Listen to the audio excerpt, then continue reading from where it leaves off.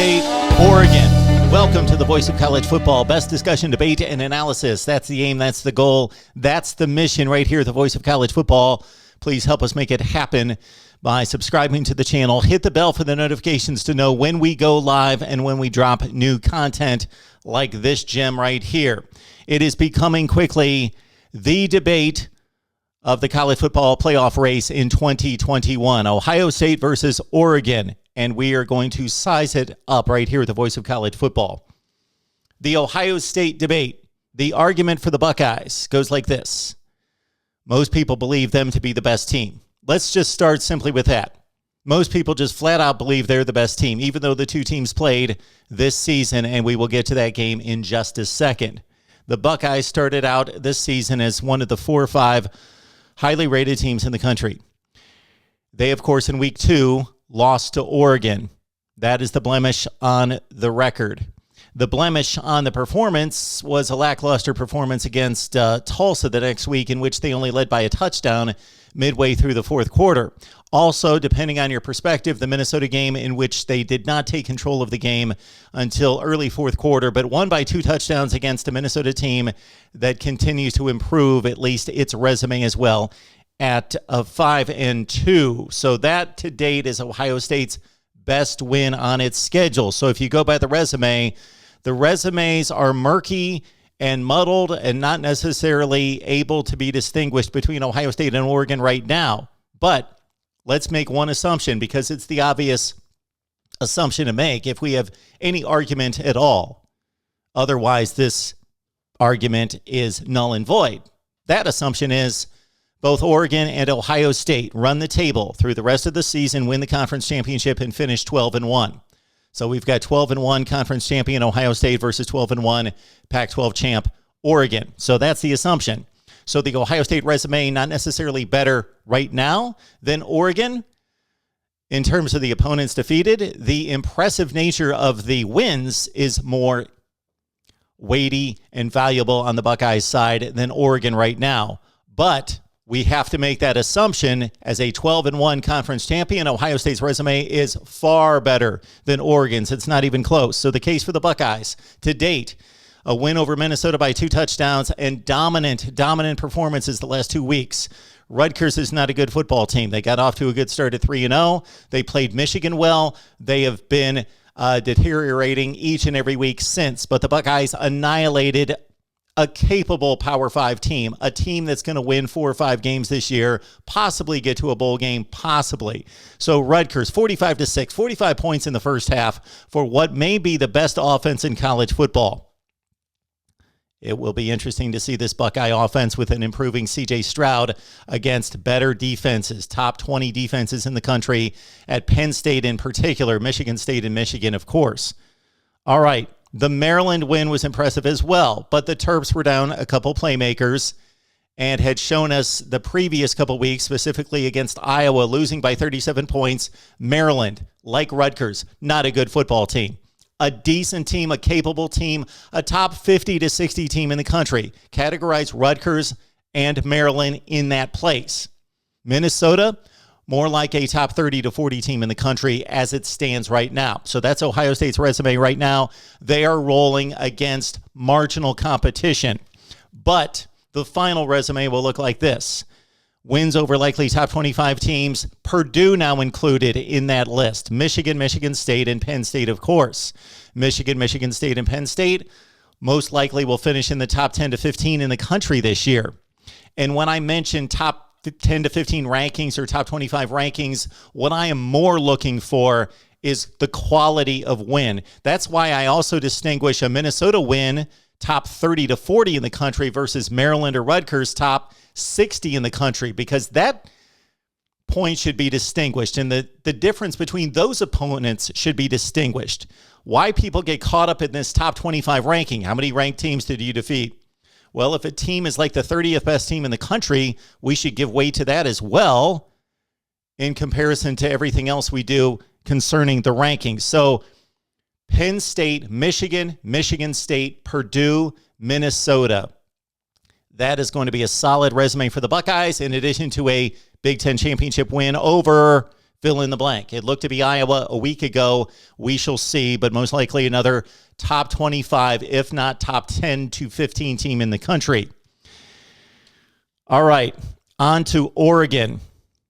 The wins are weak, and also the performances. So not just the opposition poor, but the performances poor. It is so strange that Oregon put it all together in Columbus against the Buckeyes, because otherwise they have the best win in the country. They have the best out-of-conference win in the country right now, and it probably won't change.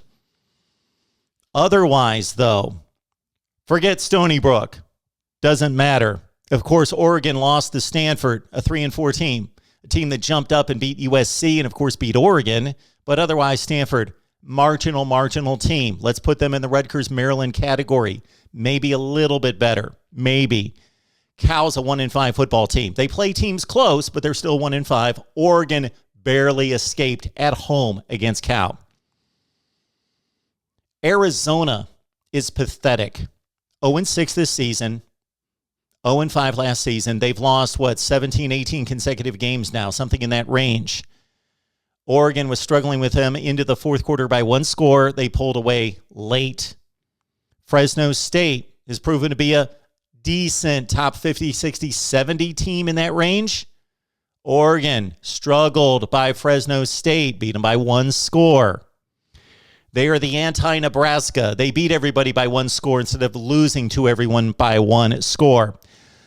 So the opponents are not impressive, nor is Oregon doing what Ohio State is doing and smashing their opponents. Ohio State winning by, goodness gracious, the last 2 weeks, 49 and 41 points. And the games weren't that close. All right. The rest of the resume for Oregon. We ran it down for the Buckeyes. At UCLA this week. UCLA, top 30 to 40 team in the country, something in the Minnesota range. UCLA right now at 5-2. They've lost to Fresno State and blown out in the second half by Arizona State. Also a game for Oregon at Utah. That's going to be tricky, but again, we've got to assume they win the Pac-12, may have to defeat Utah twice. Utah right now leads the Pac-12 South Division at 3-0. They've got a pretty substantial leg up, not just in the win-loss column, but the head-to-head with the win against Arizona State. So Colorado, Washington State, or Oregon State, those are bad football teams that Oregon's going to face down the stretch. It's all about winning at the Rose Bowl against UCLA and defeating Utah on the road, and most likely the Utes again. But keep in mind, this Utah team, they lost to BYU and San Diego State. So how good are they? Oregon is going to have roughly, maybe fringe top 25 to 30 wins. Ohio State is going to have this run of Penn State, Michigan State, Purdue. Okay, not even close. Potential top 25 wins. And again, I'm marking more quality than just looking at the ranked teams. 3 for Oregon. Ohio State more in that 4 really strong range. You could even tack on Nebraska. They would be one of the better teams Oregon would face, even though the Huskers are only 3-5. All right, let's get down to the game in Columbus. We cannot get past what actually happened on the field, because we can go through resumes and we can say this would happen, this would not happen. And a lot of people out there, including myself, believe Ohio State is better than Oregon and would win the game if they played again. But they actually did play. On top of that, they played in Columbus at the Horseshoe, where Ohio State had not lost since 2017. They don't lose games there. They were a 15-point favorite. No Kayvon Thibodeau for Oregon. Missing 5 key defensive players. Noah Sewell didn't play in that game for Oregon, I do not believe, or had limited time, was banged up. 5 key defensive players missing for Oregon. Kayvon Thibodeau, maybe the best defensive player in the country, out. And Oregon controlled the game. So there could be extremes given to this analysis of Oregon-Ohio State. 35-28 final. It did not go down to the wire. The Buckeyes got the ball with 10 seconds left, 20 seconds left at their own 5-yard line. They had no prayer of winning that game late. But with 4 to 5 minutes, they had the ball down by a touchdown. It was a 1-score game, and Ohio State had ample opportunity in the last 6, 7, 8 minutes of the game to win the game. So on that side of it, it was a close game. Ohio State outgained Oregon. So on that side of the ledger, close game. If you watched the game, Oregon physically controlled the game. Did not dominate the game by any stretch. Controlled the game. They had control of the game. They were constantly up by one possession, then 2 scores, then 1, then 2. They were never threatened in that way. So Oregon wins the game in Columbus 35-28. Should that not count? That means everything. The two teams played, and that's what I can't get past.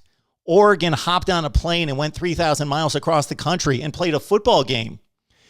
And if these two teams end the season conference champions and 12-1, is that not the reason? Why do we play the games? Ohio State's a more talented team. The star rankings tell us that. Why don't we just play this on Xbox or whatever you guys play these days? I don't even know.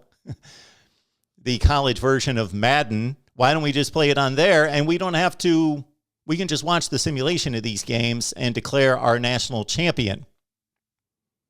They play the game on the field for a reason. Oregon won the game. I cannot get past that. Believe me, though, I do understand the resume argument. I get it. It makes sense. I'm not saying, so there's a difference between me saying, you guys hear me on here a number of times when I say, your argument, your point, your system, whatever it is, does not make sense. That's not the case here. The head-to-head argument makes sense.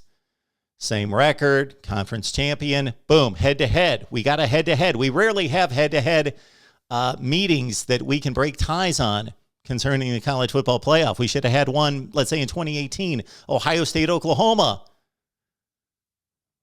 12-1, 12-1, conference champion. Well, Ohio State had the really bad loss, Purdue, 4 scores. But they had better wins than Oklahoma. But they did not play head-to-head. Here we've got a head-to-head, but we got a team with a really bad resume, and they're looking bad against a bad resume. So I get your point. If you're a resume person, and if you watch me on a regular basis, you know I'm a resume guy to the hilt. I talk resume all the time. I am a resume guy. I'm not an eyeball test guy. I've got eyes in my head, and I watch a ton of football, so I've got the eyeball test. And it's Ohio State. But I'm a resume guy because that's what you've done. That's why we're playing. The results, the performance on the field. I can't get past Oregon winning at Ohio State. They got a football team that got on a plane, traveled to enemy territory, won the game, controlled the game, won the game. Many of you will say, well, that was in week 2. You know what? That's a valid point if we want to select the 4 best teams at the end of the season. But one of those 4 best teams in any given season might be like a 9-3, 10-2 team that's hot at the end of the year. Do we put them in the playoff? All the games have to count, have to be weighted the same. We can't say, well, we're going to select the 4 best teams at the conclusion of the season, so that was way back in week 2. Well, if we want to do that, then we need to come up with a metric of weighting the games. Like the middle of the season, week 6, week 7, that counts for 1 game. But by the time we add on the weightiness of each game, the value, by the end of the season, those games count for 2. At the beginning of the season, those games count for like a fraction, like a 10th, a 5th of a game.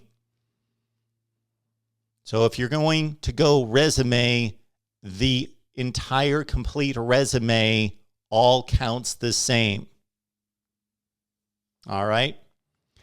My thoughts on Oregon, Ohio State. It's a great debate. It is the debate of 2021, in addition to Cincinnati versus the world. And we, of course, break it down right here at the Voice of College Football. Leave your comments down in the comment section below. Subscribe. Get us to 50,000 right here at the Voice of College Football. We will see you next time, which means Friday night, 8 o'clock Eastern Time, call-in show. Saturday, we'll be here all day. And, of course, instant analysis in the call-in show Saturday prime time right here at the Voice of College Football.